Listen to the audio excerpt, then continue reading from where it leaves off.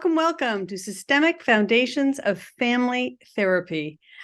This is definitely one of the, I think, most difficult topics in all of psychotherapy and every single discipline: psychology, counseling, social work, MFT.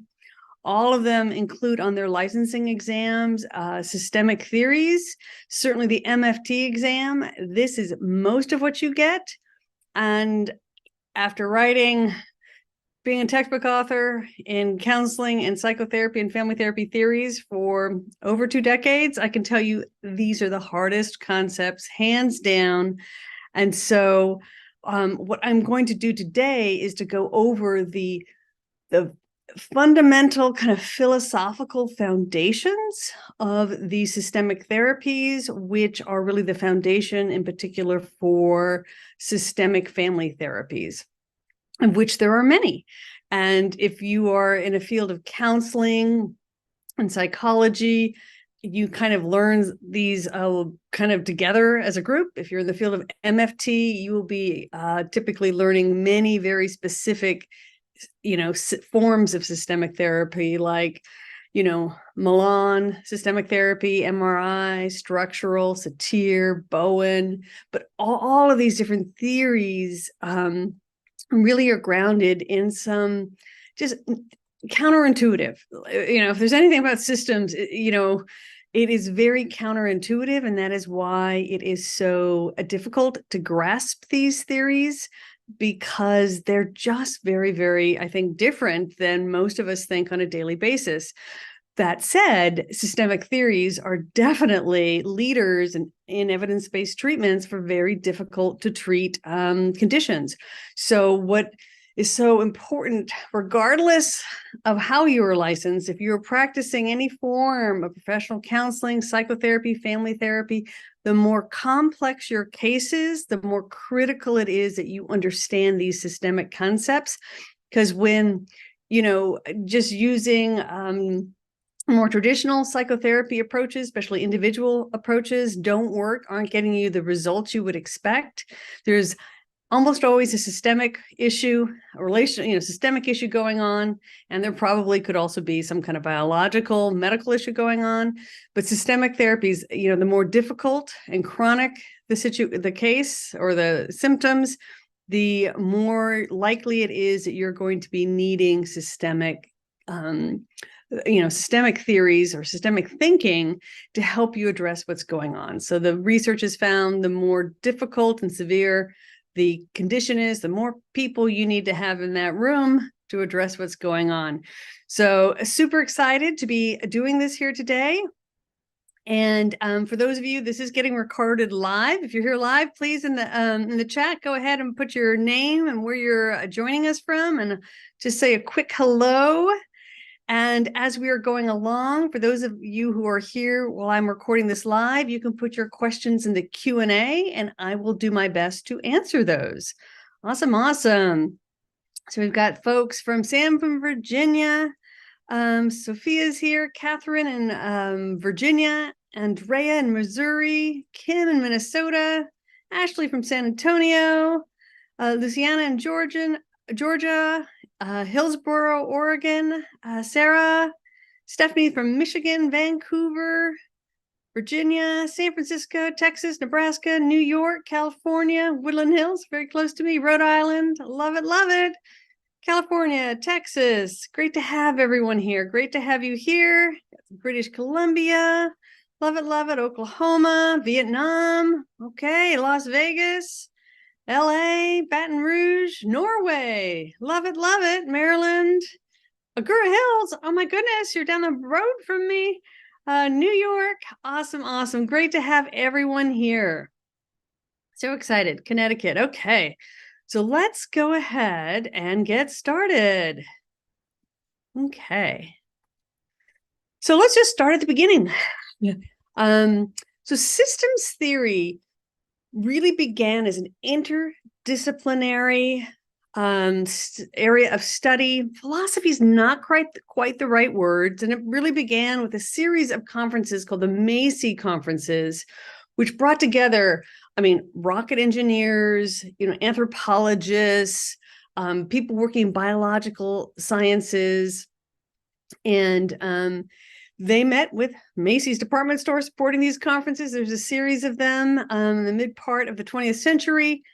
And they were noticing that groups of things seem to operate with certain principles, like ecological systems, right? Mechanical systems, like self-guided missiles, right? They come from actually the Macy conferences in terms of how they self-correct.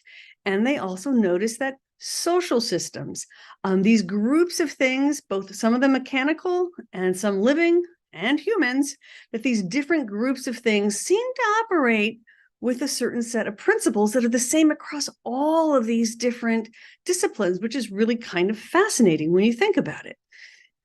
And Gregory Bateson was at these conferences. He was an anthropologist. He was the husband of Margaret Mead, another very famous anthropologist.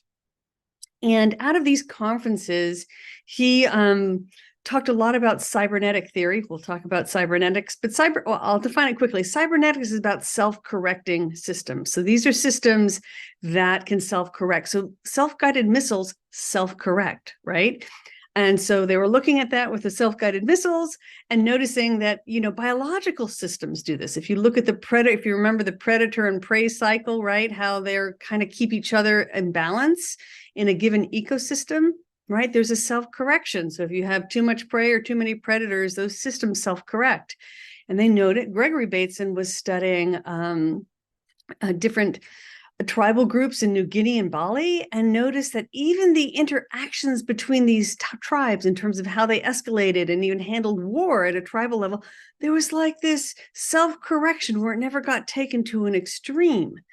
And so this is where the things that this is kind of where systems comes into psychology. And Gregory Bateson, there was a team called the Mental Research Institute in Palo Alto near Stanford, and they were studying families with a member who was diagnosed with schizophrenia and trying to understand these families. And Gregory Bateson was consulted by the MRI team, and this is where cybernetics kind of came into the field of mental health. And so there was also another thinker, more than a therapist, Heinz von Forster, who was studying physics, right? And so he also contributed to figuring out how to take these cybernetic, models and theories about systems and understanding how self-correction is governing human interaction. And so other thinkers early in the field were Milton Erickson. He was a psychiatrist. He's the only one so far we've talked about who is a mental health professional. Actually, he was an MD. But Milton Erickson was famous for creating these brief, rapid interventions that were very creative. And in fact, now his work is continued through what we call Ericksonian hypnosis. You may have heard of this. And so it's his own kind of unique form of hypnosis. And so Milton Erickson's work is very influential, both in what we call the classic systems family therapies, but as well as solution-focused therapy. And if you've ever tried to deliver the miracle question and it didn't work, I can tell you it is because you were not taught how to do it with, I'm not going to say you're putting people into hypnosis when you do solution-based therapies, but there's a subtlety in how you use your language, how it needs to be worded.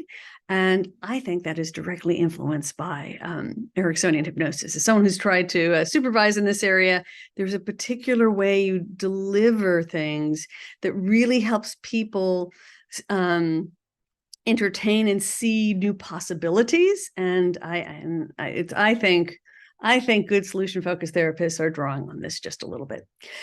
Then you have the incredible power team at the MRI Institute, and they're really, I think, the ones who are most regularly credited for taking these cybernetic ideas and putting them into a usable psychotherapy, family therapy, couple therapy approach. So you have Don Jackson, Paul Václavic, Richard Fish, Janet Bevan, Alan Watts, who's actually, you might know him if you know any Buddhist literature. He's actually a Western person who brought in some Buddhist and Zen concepts. So there's a tiny bit of Zen Buddhism in systems approaches as well. And then, of course, Erickson. And their first book was called Pragmatics of Human Communication. It is a book that if you're interested in the history of family therapy, that's really definitely where to start. And then Brad Keeney was actually a student of Bateson and continued Bateson's work around cybernetics in the field of family therapy, but talking about what they call second order cybernetics, which I will define in just a minute for you, but kind of moving those thoughts forward. Lots of really important thinkers, and this just gives you a sense of some of the early ones. So one of the most basic things to begin with here is that this is concept of general systems theory. Okay, so this was also talked about at the Macy's conferences. There was general systems theory. There was also cybernetics. Both of these are influential in the field of mental health, and especially in what we call the systemic family therapies generally. And the first concept here is that the whole is greater than the sum of its parts. And so this is applied to, self-guided missiles, ecosystems, as well as, in this case, social systems and family systems. So the whole, the family, is bigger than just the collection of its members, and that the family itself is organized in a way, it has a type of quote unquote mind, not like a brain-based mind, but a logic and a meaning-making system all of its own. And another concept in general systems theories is that these systems are organized. They're not randomly put together, and there's often hierarchy. There are subsystems working together. And we certainly see these concepts played out in structural family therapy, which I talk about in a different video. One of the interesting concepts here in general systems theories is that systems strive for self-preservation, meaning that the individuals in a system, especially like a family system, they're working not just for self-preservation, typically, but also for the preservation of the system itself. And so obviously there are exceptions where people grow up and decide to, cut off from their families, but the nature of a system is to want to stay together as much as possible. And certainly as a family therapist, the most people will say that they still want some kind of connection. They want it to not be abusive, obviously, but this drive to connect and to keep the system alive. And then there's also the distinction between what they call an open system and closed system. It's often useful to think of these when we're talking about humans. Mechanically, these are kind of black and white, but with humans, open systems just means that you connect with other systems beyond yourself, right? And there's a free flow of information from the outside to the inside. So an open system has a lot of back and forth with the environment. Closed systems limit any connection with the outside. And so generally there's a healthy middle, and there's a wide range of ways of kind of finding a healthy balance between an open versus a closed system in families. This is often culturally informed, and there are just many ways to find a healthy balance in that. But obviously either extreme is not good. If a family system is too open, there are too many outside members kind of intermixing, the boundaries get very, very blurry. And if it's too rigid on the other side, there's not enough contact with the outside, it can become a kind of an unhealthy rigidity to that system. So two concepts that are associated with systems theories is the concept of equifinality and equipotentiality. So, and this is just it highlights the lack of predictability in systems. So equifinality means that a single end state can have many possible causes.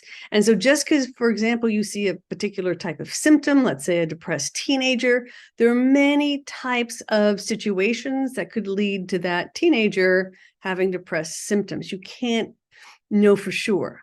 Conversely, equipotentiality is that a single cause can have many potential outcomes. So if you have a parent who has, let's say, an authoritarian parenting style, you can have many possible outcomes. You could end up with a highly rebellious child. Another child might end up highly compliant. So you can have lots of different types of outcomes from a given cause. So it reminds us as clinicians that we can't accurately predict what the system is going to do. And so you just helps think of it as keeping you humble as well.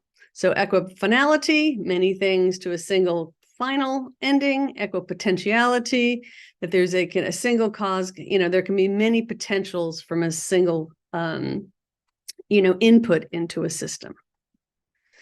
So circular causality. This is truly at the heart of, I think, great therapy, period, end of sentence, great professional counseling, period, end of sentence. Because if you're not able to, whether you're working with an individual, couple, or family, understand how that person is interacting with their environment. And sometimes this circular causality is even within our own heads, especially with things like anxiety and OCD. But understanding circular causality is, I think, the hardest thing and the most counterintuitive, because from a subjective experience, it never looks like we are in a dance with someone else. It looks like they are causing me a problem or making me happy, whatever it might be, but the outside is causing what I'm feeling. And this is just not how humans perceive reality. And so this is the part that really is the hardest part to grasp. But when you really begin to get this, doing this work becomes so much easier. So basically, circular causality really requires you to avoid simplistic explanations, like there's one directional cause or linear causality. Because that parent is authoritarian, right? This child is, is oppositional defiant or something along those lines. You don't get to use simple explanations. It just feels so good. It just feels so good to have a simple linear causality. But when you're looking at humans, oftentimes both within them, intrapsychically as well as interpersonally, keeping the circular causality in mind adds a lot of complexity to how you're conceptualizing, but it makes your conceptualizations much more accurate. So systemic therapists are always looking about how the interaction pattern between people in the system are mutually reinforcing each other's behavior. So when a parent, let's say, is authoritarian, you have the one kid who it might be talking back, becoming defiant, and you have another one who's probably running off and becoming more compliant, right? And you create this dance and how they all interact in the system. And you might have another parent who's like pretending like they don't hear or see anything, right? So you have this whole dance. No one's necessarily orchestrating it all. Now, sometimes if there's an abuse, if there's one person has more power, there can be one person may have less influence in this circular interacting cycle. But how, regardless, of that, how one person responds to, let's say you have an authoritarian parent who is, overusing their authority, right? You can have one kid who's defiant, who's going to get a very different response out of that parent. You can have another child who becomes overly compliant, gets a different response out of that, parent. And even though there's a power difference, you're looking and trying to understand how those interaction patterns happen. For example, and looking at couples where there, may not as often is there a power imbalance, just how one person's, the way that they ask for connection, right? And oftentimes, unfortunately, that takes the form of nagging. But behind that nagging is a desire to, reconnect emotionally. And the other person can withdraw from that because they feel overwhelmed. They feel like they're being criticized. And so they can create a very unhappy pattern. And trust me, if you talk to either person in that nag withdrawal cycle, one of them is, I only nag because they withdraw, but I only withdraw because they nag. And for each person, their reality is so real. They really cannot, it's hard to believe and see how they're inadvertently, unintentionally reinforcing this negative pattern. And so systemic clinicians have real compassion for the subjective reality, is that my partner or the other person is causing it, right? If you have kids, if you have more than one child, it seems like half of parenting for the first 10 years is like, they started, and no, she started, he started, no, he started, right? It's always how it feels, and so oftentimes when I'm doing couples therapy, well, I don't start this. It's only because you do but I don't do that because you do that, So even with couples, you'll see it. You certainly see this most clearly, I think, with kids. But the truth is that is just human nature. And so how we subjectively experience all of this. So moving on, there is cybernetic theory, and cybernetic theory is a form of systemic theory, right?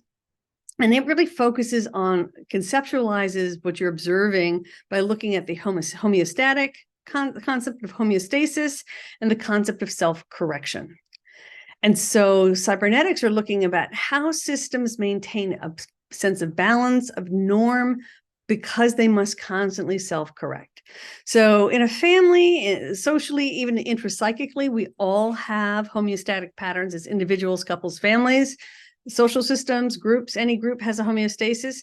But this is a unique set of behaviors that are just considered normal, emotions, interaction norms that are considered normal. And so the way a family homeostasis actually ends up kind of getting created is when the couple first gets together, unintentionally, without any deliberate, interactions, there is this set of relationship norms. How often do we communicate? What does that look like? What are the rules for touch? What are the rules for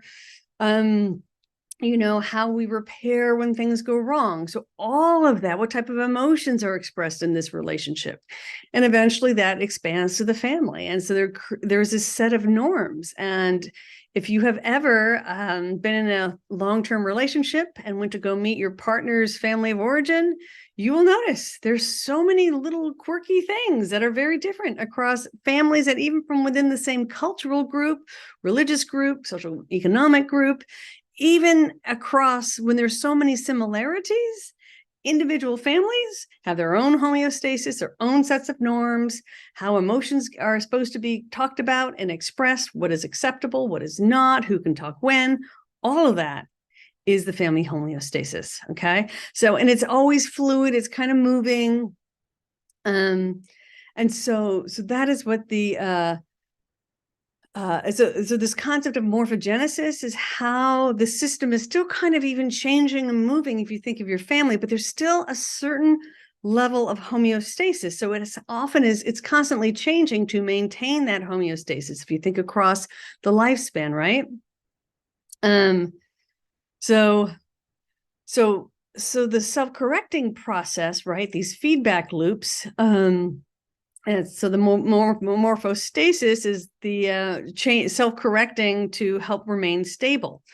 So what happens is we get feedback loops as to whether or not the behavior is acceptable or within the normal limits of acceptable behavior. There's a whole range, right? Because you're going to have how you handle a celebration, how you handle problems. There's a whole range of behaviors and emotions within the family norm.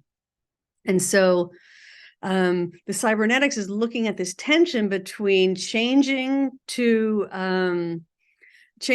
help maintain stability, and this whole thing between stability, and you have to constantly be changing. If you can think of this, if you try to stand on one foot, right, to create balance on one foot, you have to constantly move to maintain standing on one foot. So to maintain homeostasis always requires this type of balancing act moving on top.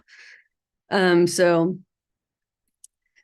the key words here, and those of you who end up taking the national MFT licensing exam, you better know the difference between negative and positive feedback, because this is definitely going to be on your exam. And this is a little bit tricky, which is why it's on your exam. And California MFT, you might find this on your exam as well. Two real important concepts. So what is self-correction? How does the system self-correct? There's negative feedback and there's positive feedback. And you have to think of the medical test where negative feedback is kind of good, positive feedback is bad. This is why they put it on every test. So if you think of negative feedback means the behaviors are within the system's set of acceptable norms. Again, there's a whole range, right? How families celebrate, how they show love, how they handle problems. But there's a range of normal behaviors that a system has. And negative feedback is just like, yep, we're kind of within our range of normal behaviors. Positive feedback is bad. It's like getting a positive medical test, right? Not a good thing usually. If you're thinking of like a COVID test, right? A positive result means you are positive, you have COVID, not what you want. So the positive is a crisis situation. It's an escalation. It means that some of the behavior within the system has gone outside of the acceptable norms. There is an alert. There is a certain sense of danger. Oh my God, there's a panic. We need to do something different. We need to get back to normal, right? If you've studied internal family systems theory, they talk about the managers they use systems theories to look at our intra-psychic life. And you have managers who are just maintaining homeostasis. So when there's negative feedback, you have the managers just kind of keeping the system going. And when there is positive feedback, the firefighters come out, and they're the ones who are the crisis, trying to get everything back to normal, to what's considered safe and normal intrapsychically for all of us. So all these concepts you can apply to your inner world as well as your outer world. And that is what they do in internal family systems. So positive feedback, remember the firefighters, negative feedback or the managers. Yep, everything's going according to plan. We keep this normal. So when there is positive feedback, the system goes into crisis, and many members of the system, maybe not all, but many people in the system will be working very hard to get things back to normal, and they may use more extreme measures to do that. And so there usually is, there can be a threat.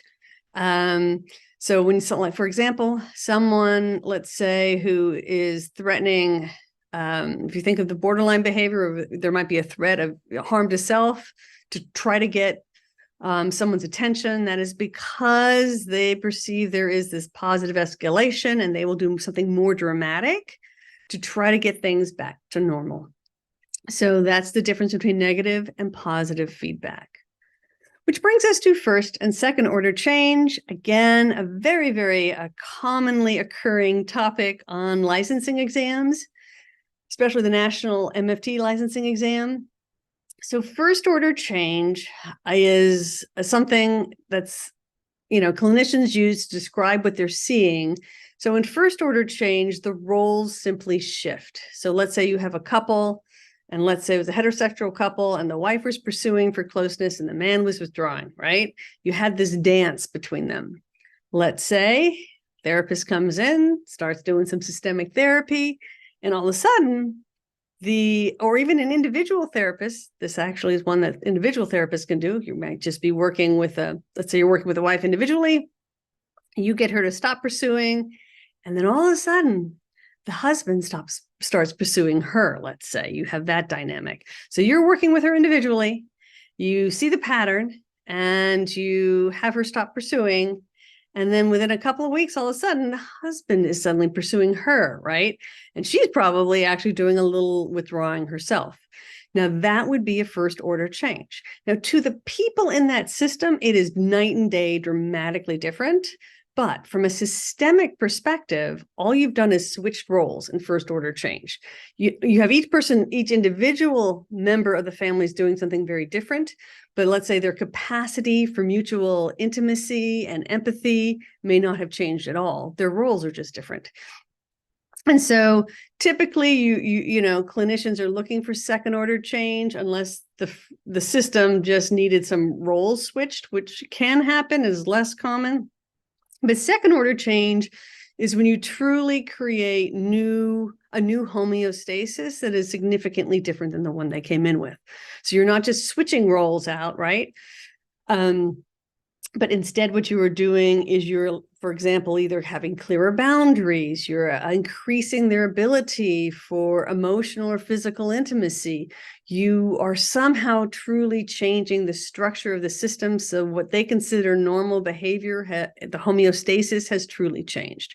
In first order change, the homeostatic patterns and behaviors are pretty much the same.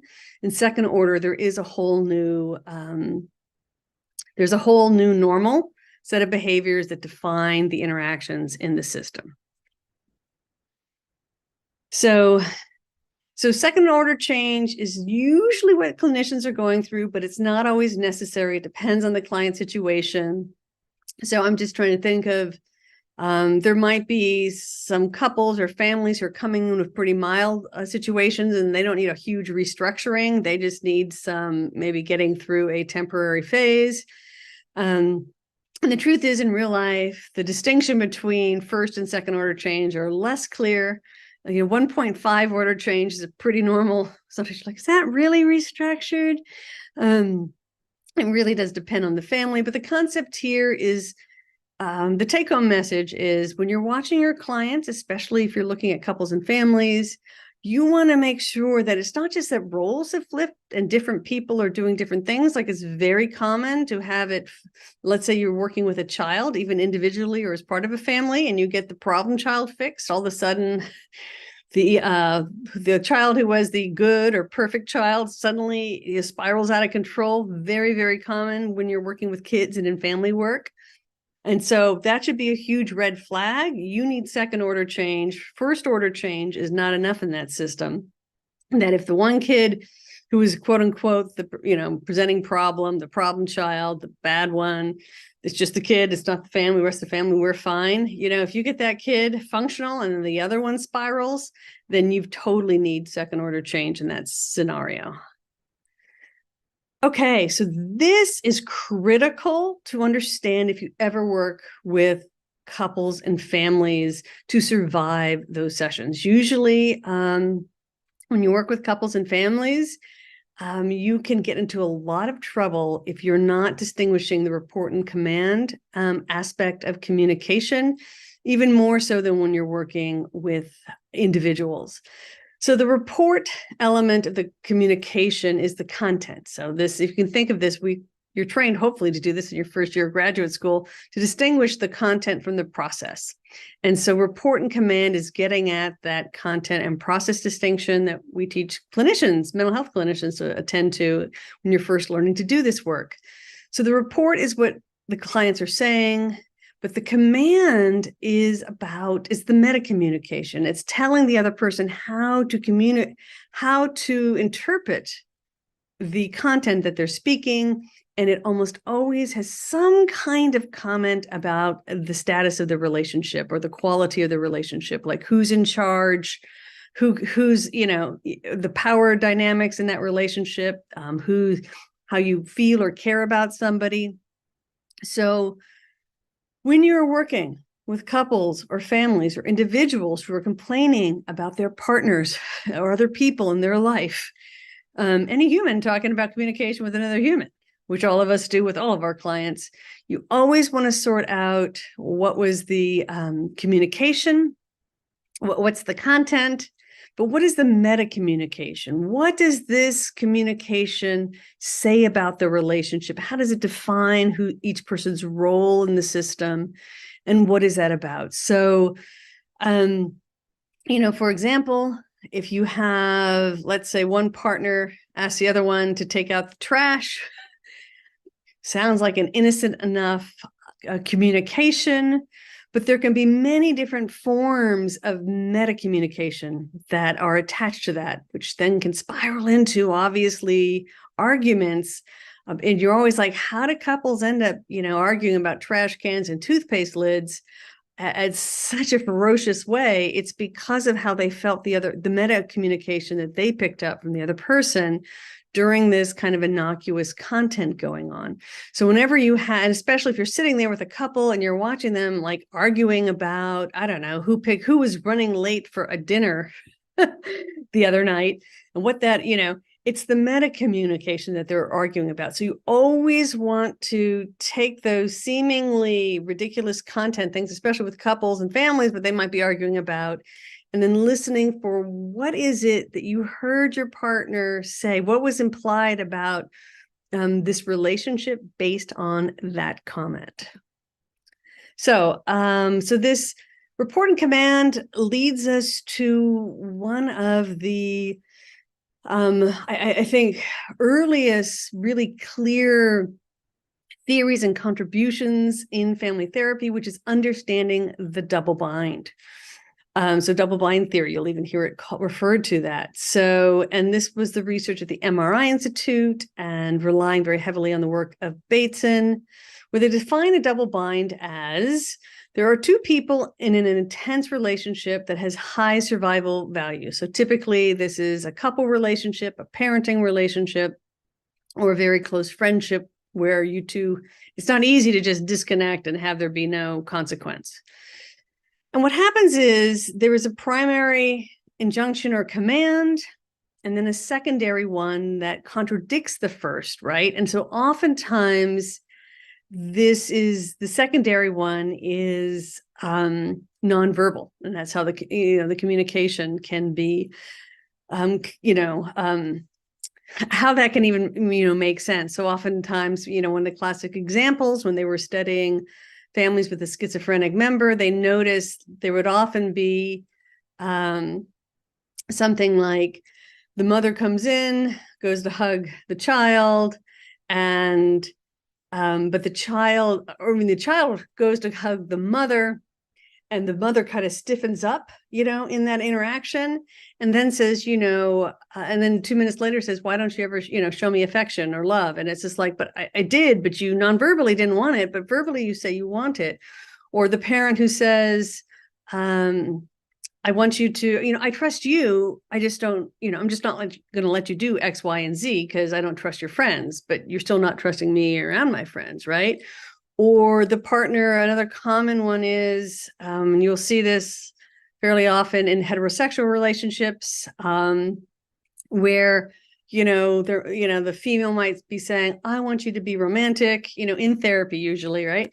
And then, I want you to be more romantic. You never do anything romantic for me. So the next week, they come back to therapy, and the husband's like, I did a nice romantic dinner. I cooked dinner. There were candlelight. I made dinner for her, this, that, the other. And then she says, well, you only did that because I told you to. So that's a double bind. And he's like, so what do I do? And systemic therapists have an answer for that. That double bind situation. And I think a lot of what we call gaslighting today can have elements of this double bind where you're damned if you do, damned if you don't. No matter what you do, it's kind of flipped around. So obviously double binds are really bad psychologically for the receiver. And so the early theory here and around schizophrenia is that oftentimes when you're caught, if you're constantly caught in a series of these double binds, then one of the most sane things you can do is to attempt to not communicate. Because if no matter what you say, it gets flipped against you, try not to communicate. So, which is impossible. You cannot not communicate, but you can try. So it's a really unhealthy type of interaction patterns. And most of us will do a little bit of this to some degree in a lot of our relationships. A lot of people, my students, when I use the example of the romantic, asking for romantic things, but as soon as someone does it because they ask, because you had to tell them to do it, it doesn't count anymore. They're like, oh yeah, I do that all the time. It's not good. Okay. Not good in relationships to do that. So some other concepts that systemic, folks use, and this comes directly out of the work of Bateson, is a distinction between symmetrical and complementary relationships. And this can be really helpful, particularly when you're looking at either couples or siblings, so symmetrical relationships sound great because there's this equality there. And so a lot of couples today try to strive for symmetrical relationships. The problem is that it's much easier to escalate in terms of conflict, because each one, is trying to win. Or in complementary relationships, each one has a distinct role that is complementary to the other. Their roles don't overlap. And so what happens with complementary relationships, there can be a lot less conflict. So in traditional couple relationships, typically it's very complementary, maybe the breadwinner and the homemaker is a very traditional, classic, complementary relationship. They are more stable. They typically argue less if if that's what they both want. However, as those roles become more and more polarized and rigid, you can have that polarity. What ends up happening is it really begins to look like the systemic system or personality characteristics. And so you often see this, let's say, again, in heterosexual relationships where one partner is very feeling, typically the female, the other one's very logical, typically the male. And over time, and I work with hundreds of couples like this, where after 10, 20 years of these labels getting more and more rigid, more and more polarized, right? They begin to believe that only the woman is having emotions and only the man's being logical, each from their own perspective, right? But it's really not personality characteristics, because all of us have parts of us that are logical, parts of us that are emotional. But if you're in a system where one person gets to do all the emotion, the other one gets to does all the logic, and you do that for 20 years, you begin to believe that's who you are. But it's not who you are. It's the homeostasis of this system and who you have become in this relationship. And so that is why understanding these types of subtleties can be so important, whether you're working with individuals, couples, or families, because even the people in the system begin to define themselves based on systemic dynamics, not something that's actually about who they are. And they can get in the more polarized people, the roles get in a system, the more the more likely and the more rigid the system becomes, and the less able it is to respond to environmental, everyday life stressors, big stressors, little stressors, any stressors. So health in a system is typically characterized by a lot of flexibility in the roles of the members. So you can think of it this way: if you have a couple where only one of them does all the cooking, the other one does all the dishes, that's very complementary, it's very stable. However, let's say the person who normally cooks or pays the bills, whoever that person is, suddenly can't do it anymore. You have chaos in that system, where if both members can pay the bills, can take care of kids, can get food, prepare food, you have a system that is much more flexible and able to handle whatever life throws at you. So this is true both internally and with our relationship systems. So some of the defining features of the family as a system so systemic therapists view a family as a whole, meaning it's an entity in and of itself. It's almost like it's an organism, and the early literature will refer to the family as a type of organism. It is bigger than the sum of its parts, right? And there's almost like a mind, but the mind is what's happening between. There's a logic to the system. They use the word mind, and Bateson used the word mind quite a bit to describe these. But there is this whole logic to a system that functions a lot like a mind, that's not controlled by any individual, but that there's a huge force. And if you can think of your family and their traditions, right? There is a logic to them. And right now we're coming up on the holiday season as this is being filmed live.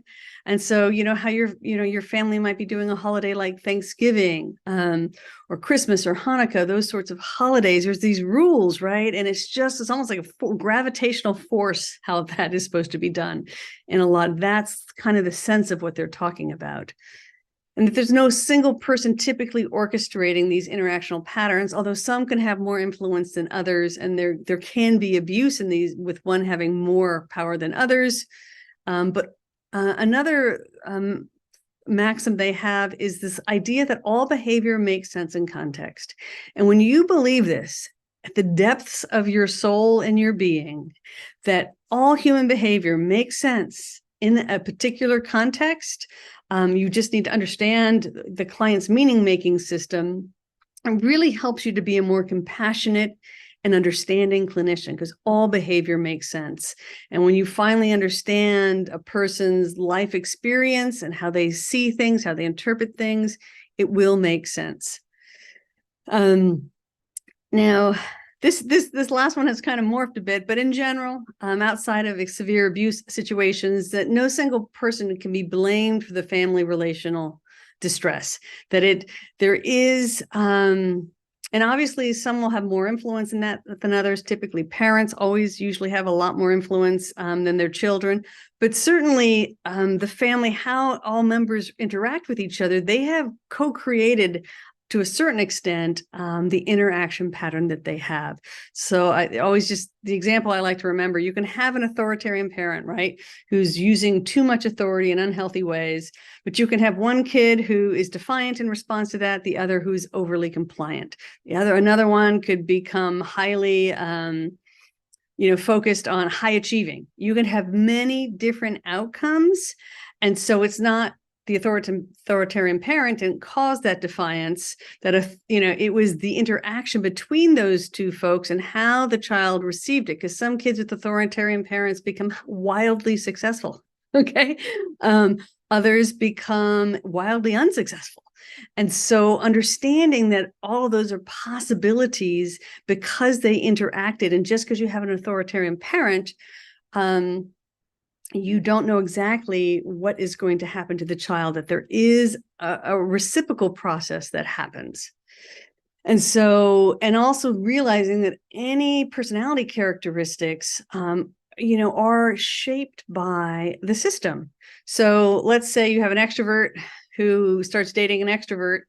One of those parties is probably going to be more of an introvert in that particular relationship. Or if you're in another relationship where you might have an extrovert with an introvert, the extrovert who is more introverted with their extrovert partner, right, becomes, so that's, I think you get a sense if you look at all your different relationships, friendships, right, who you are in those contexts shifts, but depending on who you're in relationship with and the norms at each of those relationships, and how you kind of get shaped by those interaction patterns. And no one's controlling it all. But realizing when we're seeing our clients, it's not necessarily this innate, they just are who they are, it's biology causing it all.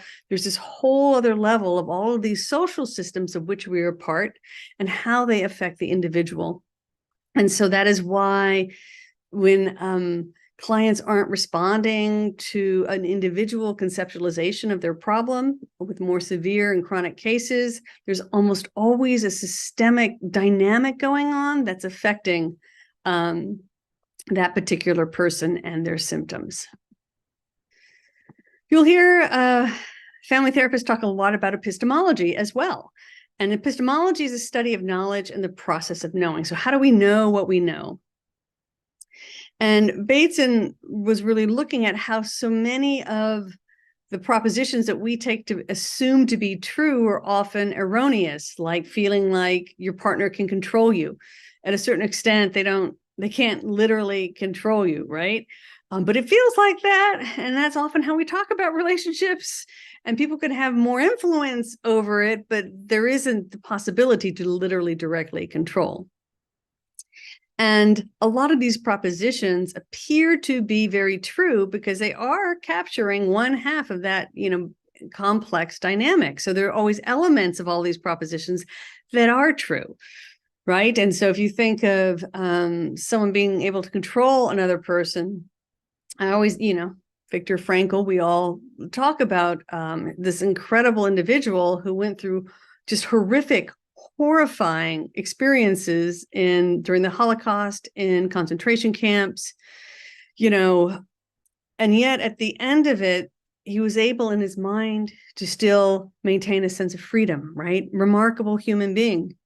And so this is kind of what they're trying to capture here.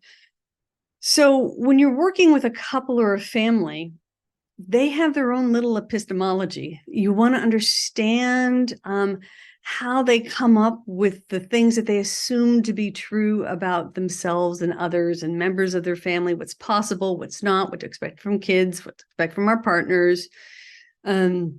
And so there's a lot of these very kind of underlying assumptions about life, looking at how families shape these assumptions in ways that we're really not conscious of, families and partners, relationships. And then finally, towards, as systems theories evolved over time, the late 20th century now, most of what we talked about was more mid-20th century, was the concept of second order cybernetics. Okay. And this is when they realized, oh my God, all these principles we're applying to couples and families, we're doing the same thing as a therapist between us and our client. And so all of these dynamics, the norms in a system, in a relational system, in the therapeutic system is a system just like any other system. And we create this homeostasis. If you're familiar with the work of Salvador Minuchin, and he talked about joining a system, and a lot of both Salvador Minuchin and also like the Milan team, the MRI team, the early family therapists would say you get 2 to 3 weeks where you can sort of see the family system clearly in session. And then after that, the two of you have created another second order system, a second order cybernetics, and you are shaping them. And when you think about this, right, last time you went into a therapy session, how natural were you? Not so much. No one's natural in therapy. We have to remember this, right? Especially in the beginning. But the therapist actually is the one who creates a lot of the norms and the homeostasis of that therapeutic relationship in session. And so what second order cybernetics says is that we, as the clinician, are shaping the behavior we're seeing in our clients right in front of us, because we are also part of a system. So ethically, second order cybernetics is very, very important, because we're creating a second order system, and we're the more powerful person and the more influential person in that system. And so one of the things that second order cybernetic therapists pointed out was that our descriptions of our clients, whether we're talking about homeostasis or boundaries or interpsychic processes, all of that's coming from our worldview, not the client's. We are taking our jargon, our vocabulary, our systems of assessment, whether it's the DSM or systemic or whatever theory you're using, we're imposing that on the client. So what we're seeing is a reflection of our own thinking systems. It's not genuinely what the client is experiencing. And so being aware of this. So yes, we do have professional knowledge that is useful and can help us to be useful. They are the tools of our trade. But what second order cybernetics reminds us is that we have to remember all of these things, these boundaries, these hierarchies, these norms, right? These diagnoses that we are seeing is a product of our world, that we are filtering what they're saying through it. And so it really invites you to take a much more humble perspective. And so realizing how you interact with your clients significantly impacts how they are behaving. So you're shaping their behavior. So when I train clinicians, I have them that I call the therapist song and dance, where we introduce, informed consent. I think how you handle that is one of the most important things you do, because you are setting the culture for the room. And I think it's so important to, oftentimes therapists are like, well, this is my legal duty, so I'm going to talk like this and make it really serious and scary what they're saying. And when you do that, though, you are shaping the therapeutic system from that position. And I think, I really work hard to have that be a very down-to-earth, open, relaxed. I make it usually, I try to add, I have a couple jokes, standard jokes I put into that. Because you are shaping this therapeutic system and you're the person who's influencing it the most. And the first thing we do always is that informed consent. Which brings us to one of the things that they talk a lot about in cybernetic work, which is drawing a distinction, what they call punctuating, right? When you punctuate in family systems, what they're talking about, you are the one drawing a distinction, the pursuer versus the distancer, right? And again, this is reflecting our worldview. And so hopefully it's going to be useful to the client, these distinctions, these professional distinctions that we create, right? Attachment, for example, is a professional distinction we make. And you want to be very aware, though, even if you're using that tool, that tool is not the truth. It is not the essence of what is going on. It is our distinction that we have constructed to try to be helpful, knowing that it may not always be helpful in the ways that we intend, and we have to be always attending to that. And so whenever you draw a distinction, you're describing, any word we use is a distinction, right?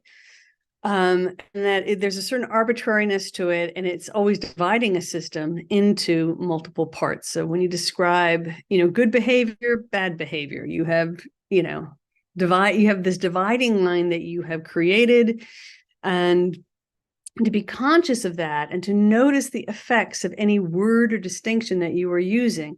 So this is why systemic therapists, try to not use diagnostic language, like ADHD or major depressive disorder, and you'll see this also in the postmodern therapies as well, because those distinctions carry a whole other, package of meaning with them that can make it harder to change that behavior with the individual or with the systems.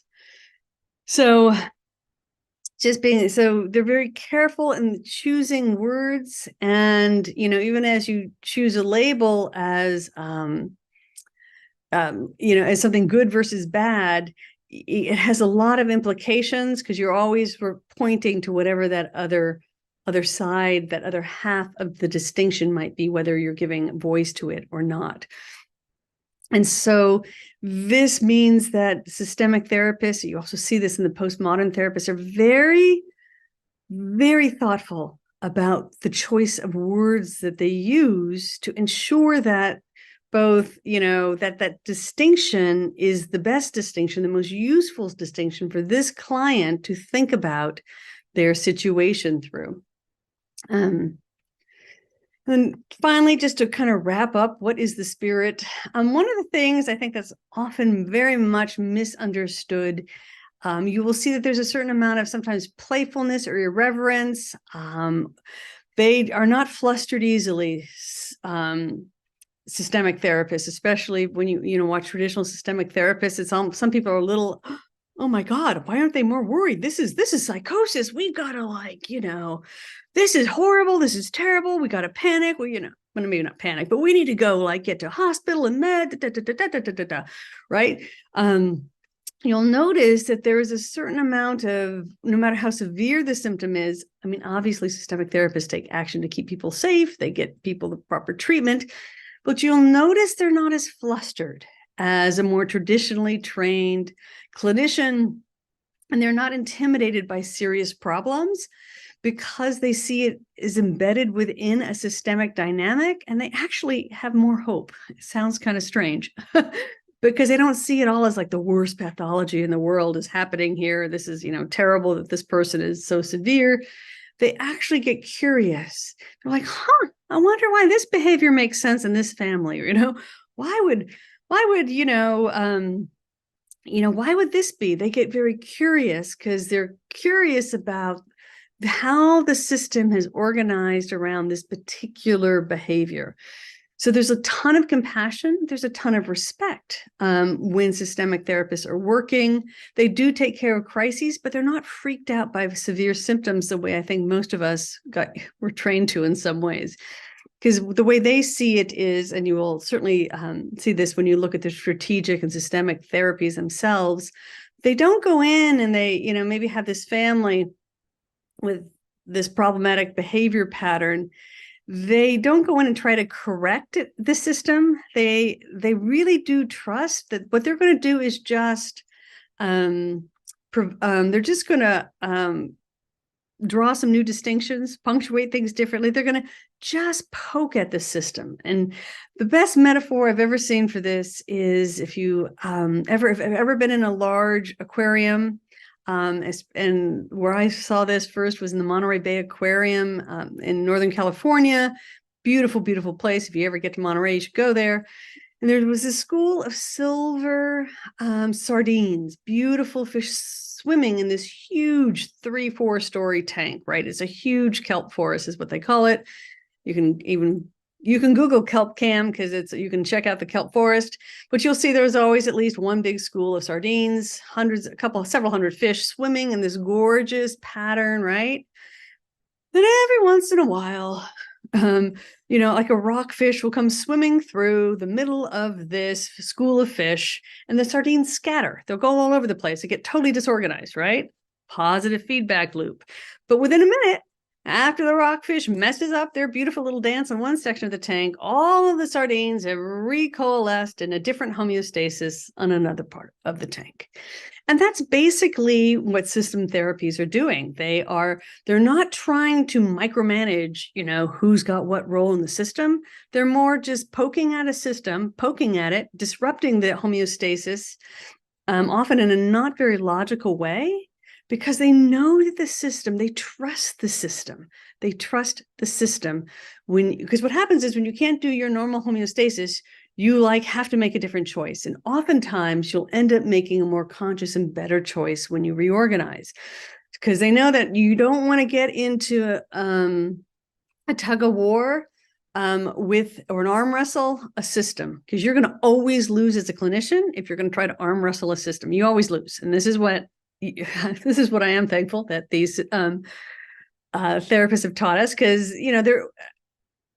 sometimes you can psychoeducate families to change, but most of us have been doing this for a while. That is a minority, not the majority of clients who will come to us. It is oftentimes, and this is what the beauty of what systemic therapies do, is they teach you how to work. And within the system, there's a part that homeostasis is such a powerful force.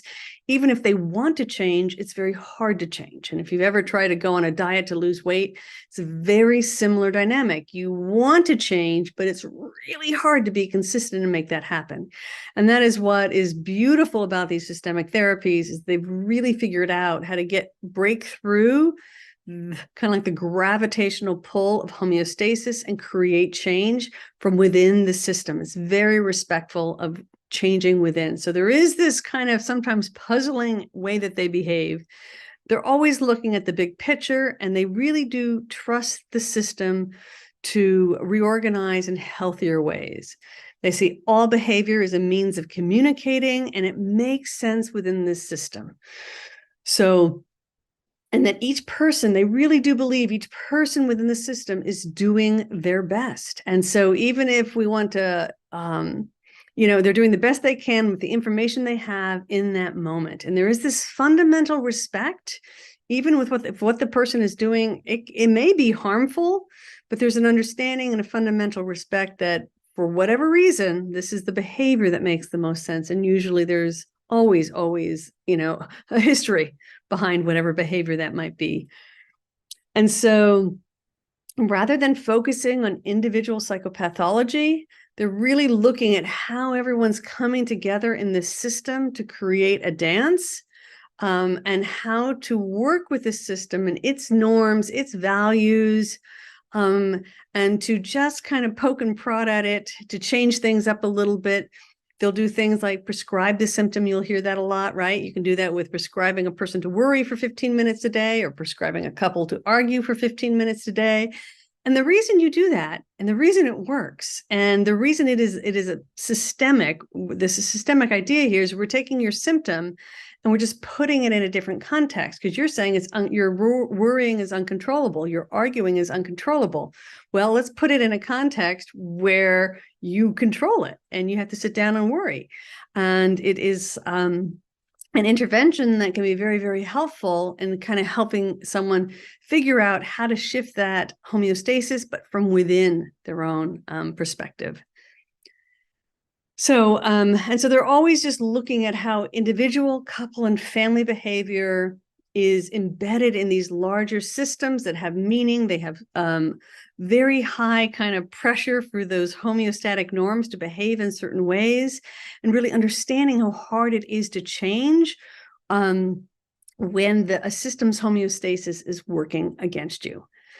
So yeah, and this is happening, individually and within our own minds, in our couple relationships, family relationships, extended family, our communities, every culture has its own set of homeostatic norms as well.